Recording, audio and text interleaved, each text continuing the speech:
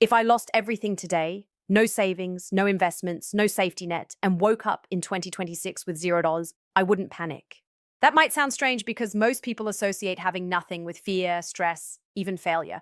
But the truth is, money is not the foundation of wealth. Your mindset is. And if that's intact, starting from zero isn't the end. It's just a reset. Most people believe the journey to becoming a millionaire begins with having money to invest. That's completely backwards. Money is a result, not a starting point. The real starting point is understanding how money works, how value is created, and most importantly, how you position yourself in that system. If you don't fix that thinking, even if someone handed you $1 million today, chances are you'd lose it. So if I had nothing, I wouldn't sit there trying to save my way out of zero. You can't budget your way out of being broke. That's one of the biggest misconceptions people have. They focus on cutting expenses, skipping coffees, and trying to be more disciplined with tiny amounts of money, when the real issue is that their income is too low. When you're starting from zero, your biggest priority isn't saving money. It's creating it. And that means shifting your mindset from scarcity to opportunity. Instead of asking, how do I survive? I'd ask, where is the fastest way I can create value that people will pay for? Because money follows value. Always. The people who earn the most aren't necessarily the hardest workers. They're the ones solving problems that others are willing to pay for. Another hard truth is this: if you're broke, you're likely being underpaid for your time. And that usually comes down to one thing: you're operating in a low-value environment or using low-value skills. That's not an insult, it's just reality. If you're earning very little, it's because the market doesn't place a high value on what you're currently doing. And once you understand that, it becomes empowering because it means you can change it. So I wouldn't waste time blaming the economy, my background, or my situation. None of that helps. Instead, I'd focus entirely on what I can control, the skills I build, the effort I put in, and how quickly I can adapt. Because in 2026, information is everywhere. You don't need permission to learn, and you don't need a perfect plan to start. What you need is speed. Speed in learning, speed in taking action, and speed in adjusting when things don't work. I'd also be very honest with myself. Starting from zero means you don't have the luxury of ego. You can't wait for the perfect opportunity or the dream job. You do what works. You test, you fail, you improve, and you keep moving. Because momentum matters more than perfection at this stage. And here's the part most people don't like to hear: it's going to be uncomfortable. There will be rejection, uncertainty, and moments where it feels like nothing is working. But that discomfort is part of the process. It's a sign that you're pushing beyond where you are now, and that's exactly what needs to happen if you want a different result. So no, I wouldn't panic if I had zero, because starting from zero with the right mindset is far more powerful than having money with the wrong one. If you understand how to create value, how to adapt, and how to think long-term, you're never truly starting from nothing. You're starting from experience, and that's the one asset no one can take away from you. Once the mindset is in place, the next move is simple but not easy. Build income, fast. Not random income, not inconsistent side cash, deliberate, repeatable income that you can control. Because when you're starting from zero, income is your oxygen. Without it, nothing else matters. I wouldn't spend months planning or overthinking. I wouldn't wait until I felt ready. That's one of the biggest traps people fall into. They prepare endlessly, but never actually start. Instead, I'd focus on getting into the market as quickly as possible. Because the fastest way to learn is not by consuming more content. It's by doing work that people are willing to pay for. And that's where high-income skills come in. These are skills that directly connect to business outcomes, skills that help companies make money, save time, or grow faster. Things like sales, copywriting, digital marketing, video editing, graphic design, or coding.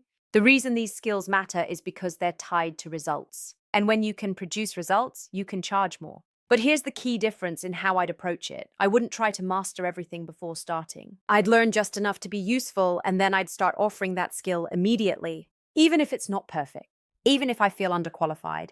Because perfection doesn't get paid, execution does. So the process would look like this. Pick one skill with clear demand, spend a short, focused period learning the basics, and then go straight into offering that service. That might mean freelancing, reaching out to small businesses, or using online platforms. At the beginning, the goal isn't to earn a lot. It's to prove that someone is willing to pay you. That first payment is more valuable than months of theory because it validates that you're on the right path. Then I'd iterate quickly. Every client, every project becomes feedback. What worked? What didn't? How can I improve? This is how you compress time. Instead of spending a year learning, you spend a few weeks learning and the rest improving while getting paid. That's a completely different trajectory. Another important point is that I wouldn't rely on just one source of income in the beginning. Not in a chaotic way, but strategically. If one channel is slow, I'd test another. The goal is to find what clicks as quickly as possible. Once something starts working, that's when you double down. Focus beats spreading yourself too thin, but only after you've tested enough to know where the opportunity is. I'd also prioritize skills that have leverage. For example, if you're in sales, your income can scale with performance. If you're in digital marketing, one campaign can impact thousands of customers. That's very different from jobs where your income is fixed regardless of effort. Starting from zero, you need that upside. And I'd treat this like a serious project, not a casual side activity.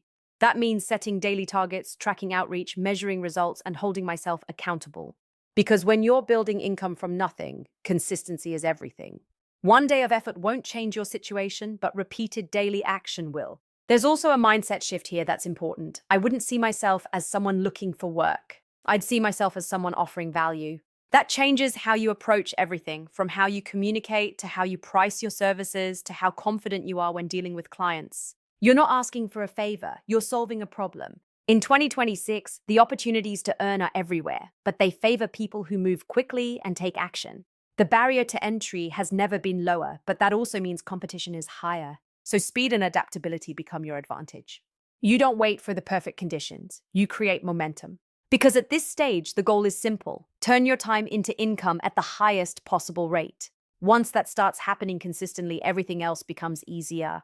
But it starts with making that decision to stop preparing and start earning. Once money starts coming in, even if it's not a lot yet, this is where things can either accelerate or quietly fall apart. Because the moment you go from zero to earning, there's a natural temptation to relax a little, to reward yourself, to feel like you've made it compared to where you were before. And that's exactly where most people lose momentum. I wouldn't upgrade my lifestyle. Not yet. In fact, I'd do the opposite. I'd keep my lifestyle as low as possible, even though my income is improving. That gap between what you earn and what you spend is everything. It's the difference between staying stuck in the cycle and actually moving forward. Because at this stage, your goal isn't comfort. It's control. If every dollar you earn immediately gets spent, you're still in a fragile position. One bad month, one unexpected expense, and you're back at zero again. That's not progress. That's just movement without stability.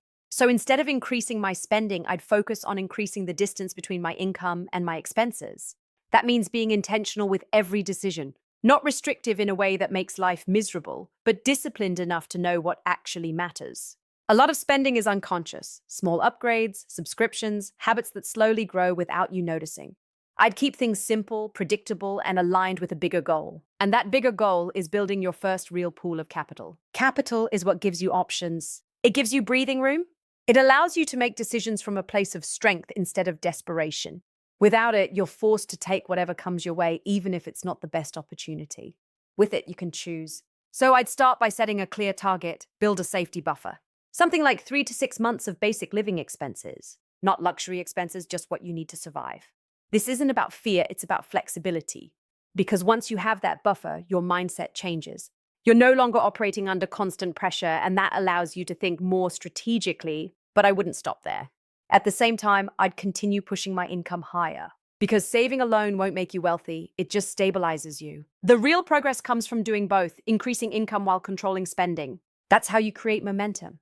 Another important shift here is learning how to separate wants from priorities. When money starts coming in, everything can feel justified. I've worked hard, I deserve this. And while that might be true, timing matters. Delaying gratification in this phase has a disproportionate impact on your future, because every dollar you don't spend is not just saved, it's a future opportunity. It could be invested, used to start something, or give you the freedom to take a calculated risk. That's how you need to start seeing money, not just as something to consume, but as a tool. I'd also start tracking everything, not obsessively, but clearly, knowing exactly how much is coming in, where it's going, and how much is being kept.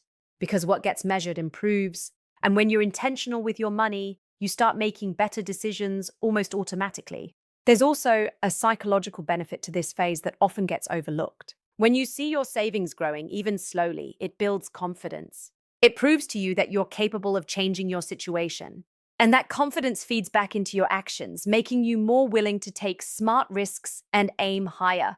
So while it might look like nothing exciting is happening on the outside, this stage is critical. You're building discipline, stability, and the foundation for everything that comes next. You're moving from survival mode into a position where you can actually start thinking about growth. And that's the shift. going from reacting to your situation to starting to control it.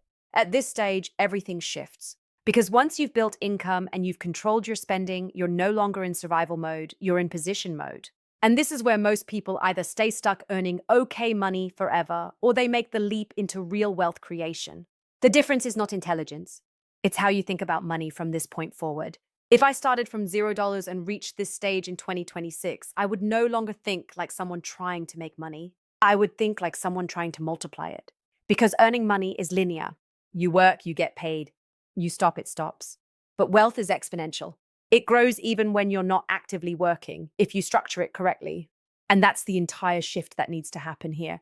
The first thing I would do is stop treating money as something to just store. Cash sitting still is losing value over time. So instead, I would start directing every extra dollar into something that has the potential to grow. Not emotionally, not randomly, but strategically. A portion would go into long-term, stable investments. Things that may not look exciting, but are powerful over time because of compounding. This is the boring part that most people ignore, but it's also the part that quietly builds real wealth in the background.